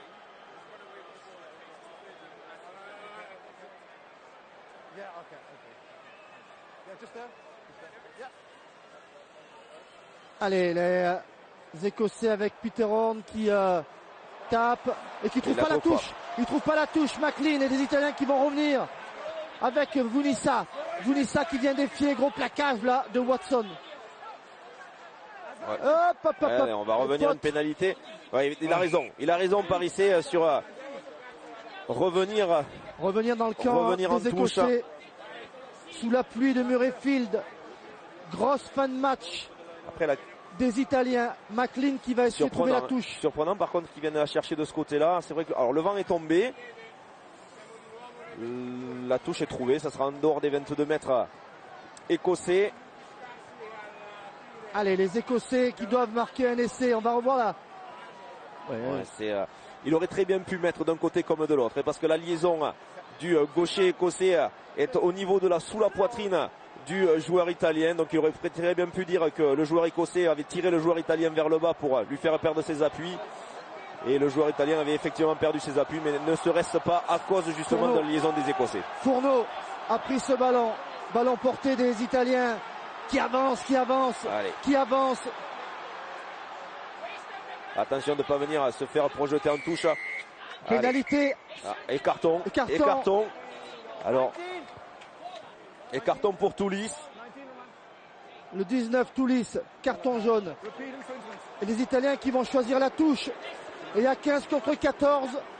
Ça sent le molle à moins de 2 minutes de la fin de cette partie à Murrayfield. La touche qui est trouvée.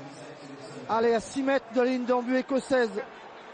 Ouais, là, normal, hein, ce petit plan sur Peter Horn qui n'a pas trouvé la touche sur la pénalité accordée à la mêlée, mais apparemment il se blesse sur ce coup de pied. Il faudrait peut-être penser du coup. Mais il y a Tonks qui est rentré. Voilà, Tonks qui est rentré. C'est lui, gros défenseur, hein, Tonks, le demi d'ouverture de cette équipe.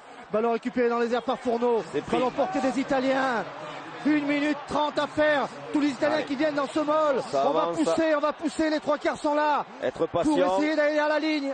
Voilà le ballon qui est derrière maintenant, on a des accès. Et on continue à progresser.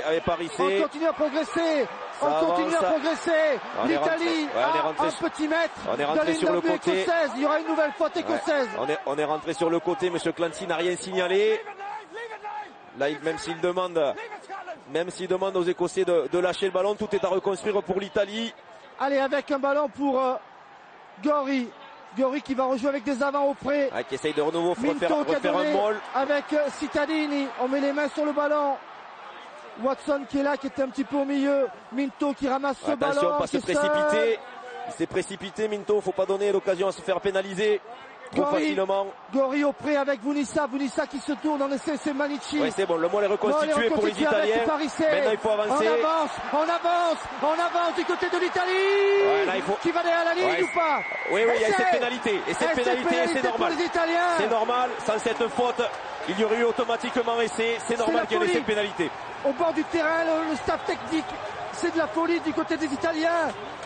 Paris, c'est les Italiens de Jacques Brunel, de Philippe Béraud, qui créent la sensation, qui vont s'imposer ici à Murrayfield face à l'Écosse. Ouais, il va en rajouter. Rouge peut-être même. Non, jaune.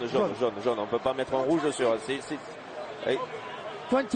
Oui, il est face à lui, mais il se signale pas. Hein, voilà. Watson, il était mal placé. Après, j'ai envie de dire, c'est double peine, mais autant Monsieur Clancy, effectivement, avait peut-être été pas favorable aux Italiens sur la pénalité qu'il avait sifflée sur mêlée. Autant là, il faut reconnaître son courage, rien à dire, pour avoir identifié que sans cette faute écossaise, eh bien, il y avait automatiquement un essai italien et toute la technique pour reconstruire un molle du côté de l'Italie.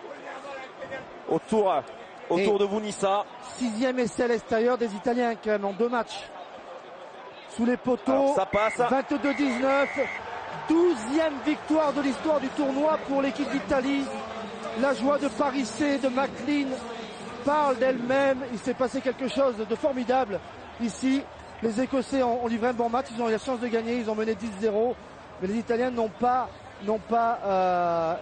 volé leur victoire parce que ils les ont concassé des structures. C'est clair, il y a eu de bonnes options de jeu prises par l'équipe d'Italie et puis surtout sur cette seconde période, ce sont avant tout les Italiens qui ont été très très bien inspirés, déjà très en place en défense, ils n'ont rien lâché, ils ont été vraiment héroïques de ce côté-là et puis ensuite les avants ont fait le reste, ils ont été très forts, très puissants. Les Écossais n'ont pas capitalisé sur les franchissements qu'ils ont eu tout au long de la première période. Mal leur en a pris et Tommaso Haaland, qui aurait pu s'en vouloir de rater cette pénalité à un moment opportun, est récompensé par le travail de ses avants. Belle victoire des Italiens qui vont attendre maintenant les Français avec beaucoup plus de confiance. Ouais. Et pour les Écossais, la cueillère de bois n'est pas encore là parce qu'ils vont quand même recevoir les Irlandais qui parfois leur réussissent. Mais ce sera pour eux très dur d'aller ensuite gagner avec de la confiance en Angleterre. Allez, l'homme du match élu par nos amis de la Britannique, eh bien c'est Luke McLean. l'Italie s'impose à Murrayfield 22-19, messieurs. Ah, quelle finale sur ce match. On va rester justement sur cette dernière action. Raphaël Ibanez, je vous félicite. Vous étiez le seul à pronostiquer la victoire tout à l'heure des Italiens. Alors c'est peut-être pas une très très bonne nouvelle pour l'équipe de France, hein. À voir, mais c'est vrai que cette fin de match récompense les efforts italiens. Ils ont été extraordinaires de courage et surtout de générosité proche de la ligne adverse. Alors on verra ça tout à l'heure. Il y a plein de Dacois à ma droite en ce moment parce que Pierre Albaladejos, qu'on est ravi de retrouver, vous allez comprendre pourquoi tout à l'heure, nous a rejoint. On est ravi de vous retrouver, Pierre. On va tourner une page de publicité et on revient avec un 15 sur 15 bien sûr spécial équipe de France et un peu vintage également, vous allez comprendre. À tout à l'heure.